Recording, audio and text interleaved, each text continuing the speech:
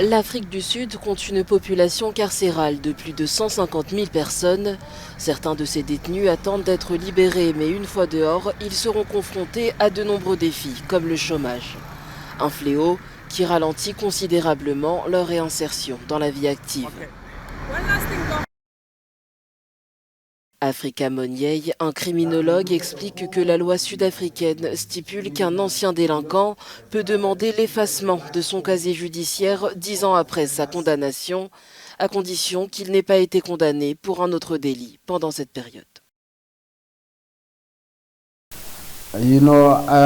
En discutant avec d'anciens délinquants, on a compris que le problème est que ces personnes acquièrent certaines compétences en prison.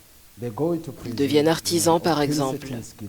Et lorsqu'ils sortent de prison, ils ne peuvent pas trouver d'emploi à cause de leur casier judiciaire. Et lorsqu'ils demandent un financement ou un prêt pour créer une entreprise, ils ne peuvent pas l'obtenir à cause de leur casier judiciaire.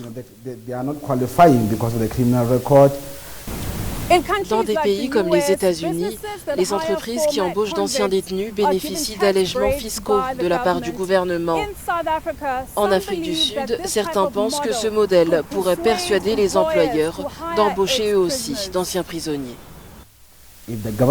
Si le gouvernement pouvait s'engager auprès des entreprises et leur dire, par exemple, si vous employez ces personnes, nous réduirons vos impôts, cela encouragerait les entreprises à employer d'anciens détenus.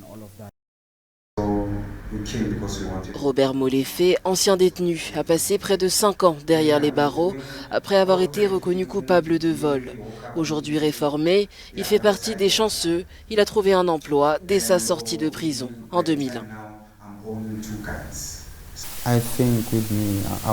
Je pense que j'ai eu de la chance. Il y a des gens qui sortent de prison avec de bonnes compétences, mais avec un casier judiciaire. Malheureusement, il faut rester 10 ans en prison avant de pouvoir effacer ce casier. C'est pour cela que les gens y retournent.